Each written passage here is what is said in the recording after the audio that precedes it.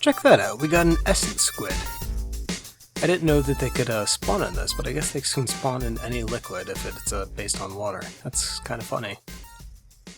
And I have the desire to get a name tag and keep him down here, because that's it's always good to have a pet. I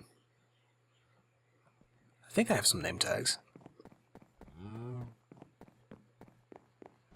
Hello and welcome, I'm Mara28, and this is episode 35 of my playthrough of my SHADOWCRAFT pack. And there is a hole inside of this little area. I have to find out where I left the marble paver. That's, we'll worry about that later. Anyway, so over the past few days, I have been working on doing some basic resource gathering and stuff. It finally occurred to me over the course of Saturday evening that if I were to take my bound pickaxe here and just go to town, that's pretty much most of the mining that I would need, since I have that wall of suffering over there recharging my, what is it, the life essence, the life pool network, whatever we want to call it. It recharges it fairly well, so I'm able to get a good burst of mining in before I need to let it recharge. And I can actually make it go even further if I were to invest in more runes of sacrifice. Which is not out of the question. That's only a tier 4 altar, so there still is the possibility of going tier 5. Alright. What kind of battery are you? I don't need you for what I'm doing today, but we can actually put you over here by the, there you go. Alright, so anyway. The past few days, I have actually been, making episodes and stuff leading up to Mad Science. One of the things in Mad Science that I wanted to do was play with a form of power generation. Anyway, I have been getting some resources together for this, and part of this has been slime balls, and I think you can hear what happened as a result of that. There's apparently slimes all under the floor here in every little space they could spawn.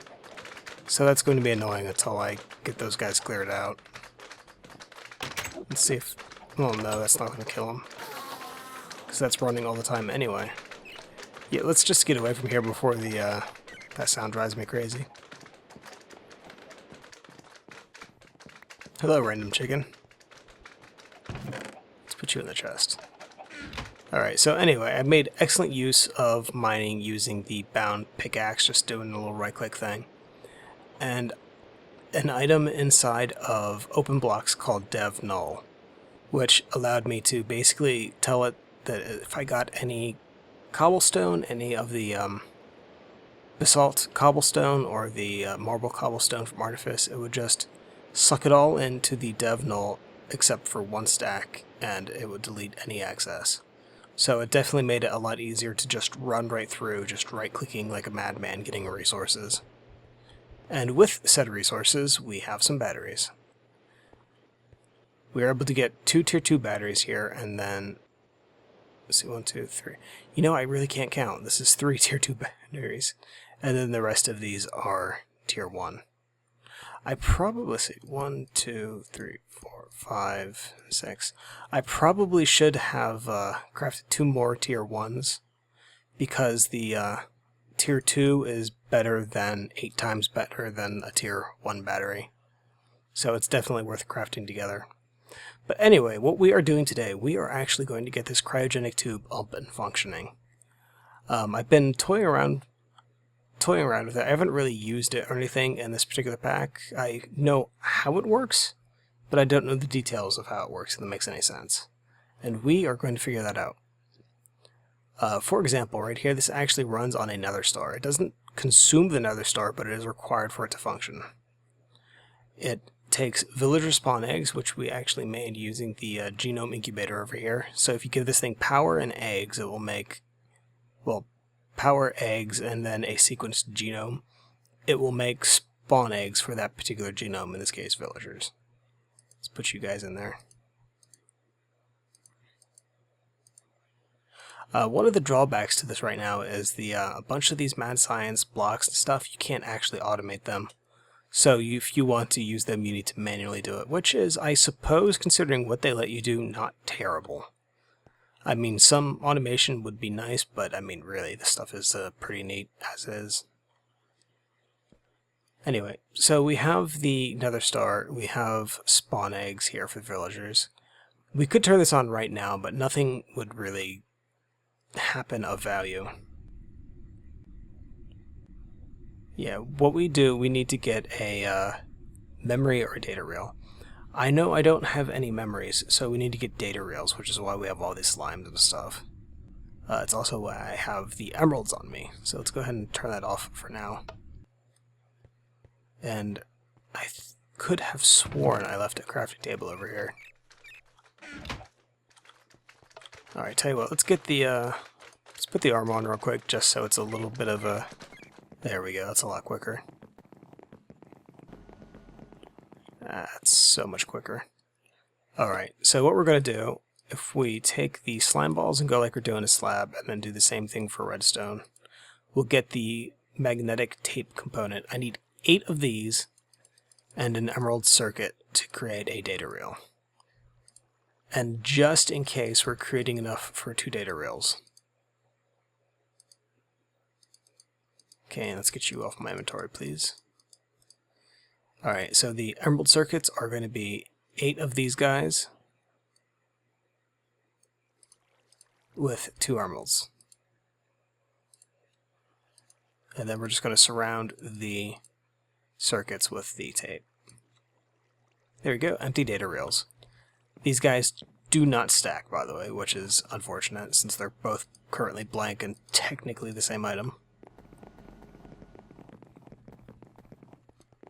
Alright, so let's go back in here. Let's take off this stuff before we make anybody nauseous. Alright, so what we are going to do, we're going to come over here, we are going to go ahead and put the blank reel right there, and right click. Alright, so we've got some action going here. It shows hatching percentage. That is incrementing. But I don't see anything else going on. I think this might be a point of just waiting until we see something happening. As far as I know, what should happen is as this goes through, it will consume the spawn eggs to quote-unquote create a villager inside of the cryotube. And based on the villager that's created, we have a chance of getting a memory reel that we can then use to power the tube itself. The type of memory reel you have is actually going to determine the amount of power that you can get out of this. Like, say, a farmer, they're not going to be so good compared to, say, a blacksmith. I believe the best you could get is a librarian. They put out a good amount of power. This is actually progressing fairly quickly. So once it gets to 100, it's either going to just consume another one, or it's hopefully going to give us a data reel. Because right now it doesn't actually have a villager in here, it's just processing stuff. Alright. If this does work, I'm going to probably power this entire section of my underground area here by this cryogenic tube. I think it should be enough power to do that. I'm pretty sure it should be. Plus, given now that we have some chickens over in the farm area, it's pretty much self-sustaining. The only problem is the automation of the spawn eggs does not exist, so I need to manually put them in manually put them in myself. I have to manually put them in. And I also have to manually clean this out once it gets clogged up with decayed flesh, which it does, which is kind of morbid. I gotta be honest though, it kind of makes me wish that we had Soylent Green or something in this particular mod, just so we could reuse the rotten flesh, besides the obvious eating of it. Alright, so it spawned a villager, it looks like. Its health is decaying. It's got some neural activity, and we are getting power. Boy, are we getting power. Oh, check that out. It's got a little monitor thing up there. Holy cow, this is impressive. It's already filled up one of the tier 1 batteries. This is about a fifth of the way into the next one.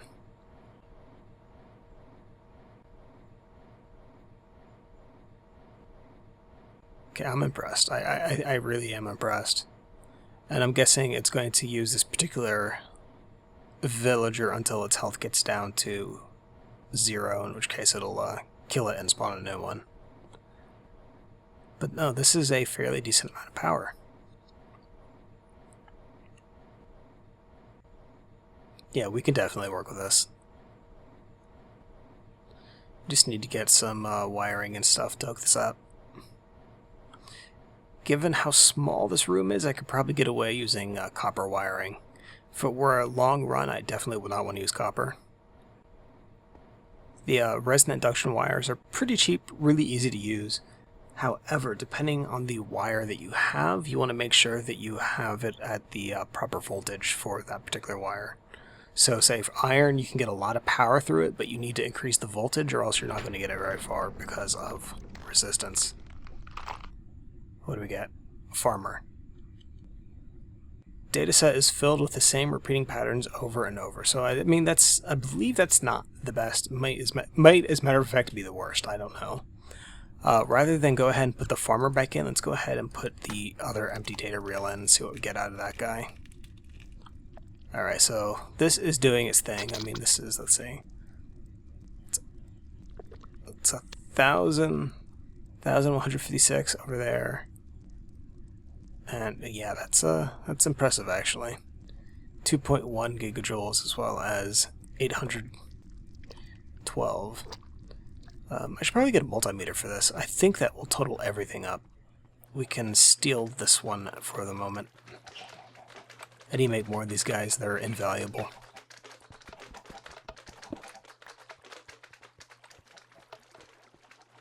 Oop.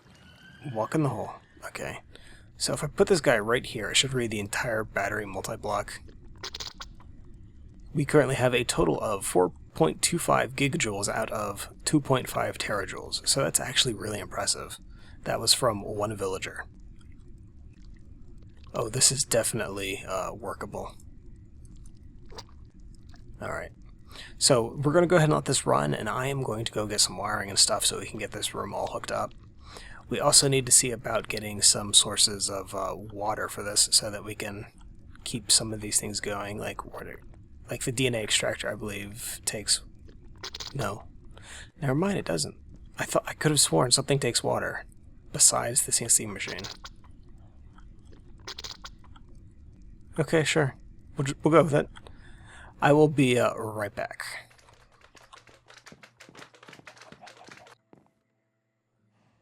Well, apparently I took too long. I got myself a name tag here. It's ready to go. And he despawned.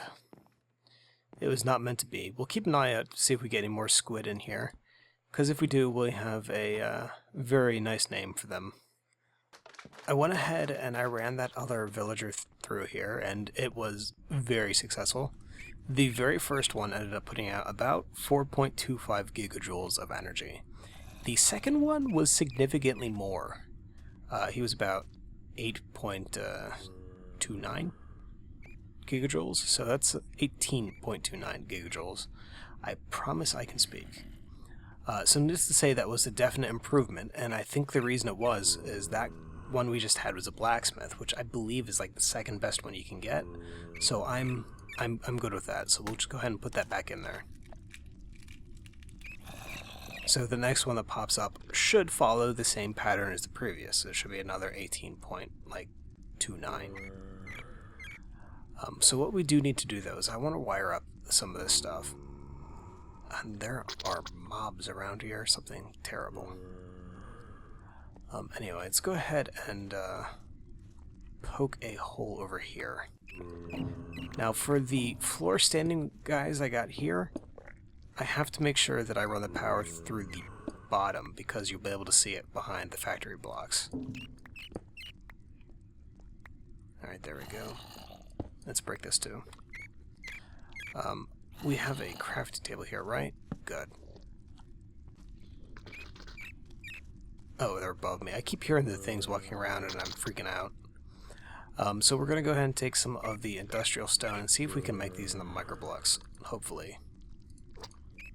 Oh, that stinks.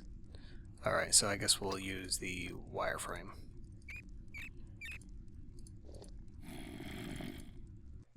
Alright, and we're just doing this to make the hollow things so that we can run a cable through it while still having the edges look like it's solid. So these will go in just like... Oh, go in. There's no good way to hit that, is there? So it does opposite, but it won't go up. Alright, I gotta make a hole. Make a hole. There we go. It's not the ideal solution, but it will work. Let's go ahead and make some copper wire. So that'll go here, and then we just wrap this around like that. Thank you for letting me out of the hole. And then behind here we have to put back some of the factory blocks.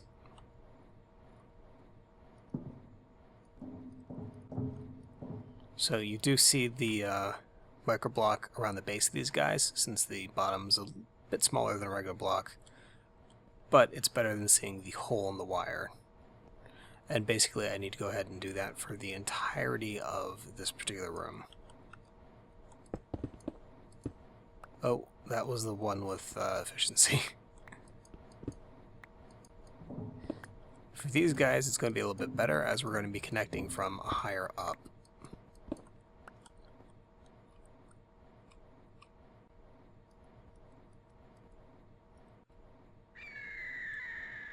So it's just going to go on straight like... let's break that real quick. And pay no attention to the name that may have flashed on the screen. Alright, so we got that one. We're not going to have one in the corner. So we can just micro block that over.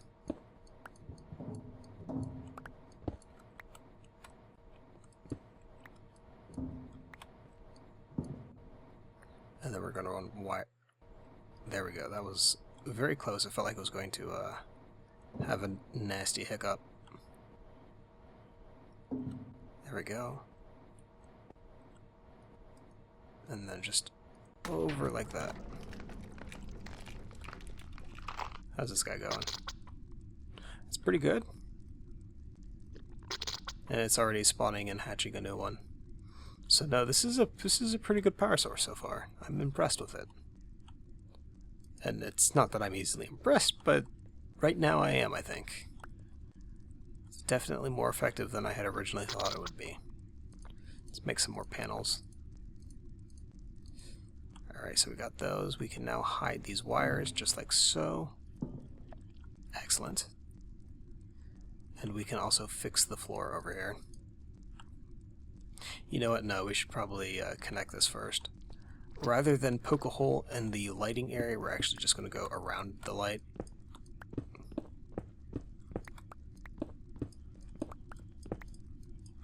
So we're going to go around the light and we're going to connect right here for the power output.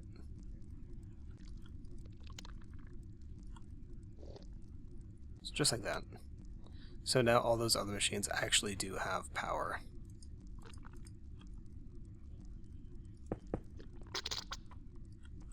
And then we'll fill this back in so we don't get any mobs spawning in there.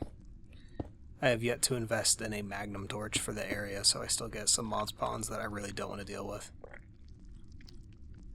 Alright, and then bam. So one of the last things that I need to do, let's see, that should actually be a factory block there.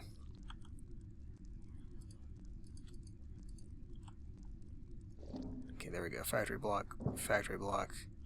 You get to be a panel. Only downside is the textures don't connect when you do that, so it does look kind of derpy. We're going to primarily hide that, so it's not going to be too terrible, because this is like right at eye level, so it's kind of easy to overlook, but it would be noticeable out of spot up there. But these guys got power. as is this, the sequencer does, and this does as well, though it won't actually do anything until we give it a redstone signal. You know what, I tell you what, this is, unfortunately this is going to be another short episode, but at least it's going to have, we did some really interesting stuff, and we got our villager-based battery array going. Eat your heart out, Matrix, this actually works. I mean, sure, it takes another star to run, and I had to poke countless numbers of villagers with dirty needles to get the stuff needed for the sequencer. Let's ignore that. That was not the exciting part, but it led up to something really, really good. Oh, speaking of, the village that was to the west of me is no longer a village. I accidentally killed a majority of those guys by standing the night and letting them be eaten by a zombie horde. These things happen though, so I'm not too terribly worried. Alright, so if you check this out, it's slowly going here. And as soon as this gets to 100%, we'll have another spawn egg. So it's pretty good. You can make actually a lot of stuff with this. You can do like cows, chickens, sheep, all that. And you can also make hybrid monsters. Like you can combine a squid and a slime. Or a Enderman and a... Let's actually just pull it up. Let's go code, get any eye back. Go mad science at mad. So, monsters unique to mad science: werewolf, creeper cow, ender slime, woolly cow, shoggoth, abomination, skeleton, enderman plus skeleton. That looks terrifying, actually. Zombie villager, zombie horse skeleton. So I'm assuming it's not one of these skeletal horses from, yeah, and then the zombie horse. And then over here we have ender squid. Oh, if also you've heard that little ding, that was this guy finishing up the egg. It's kind of fitting that it sounds like an egg timer. Let's go ahead and put this in here. And since we're here, let's muck out the tube. There we go. So we're going good. Anyway, I want to go ahead and thank you for watching this episode of SHADOWCRAFT. If you have any questions or comments, please leave a message below, and as always, have a good day.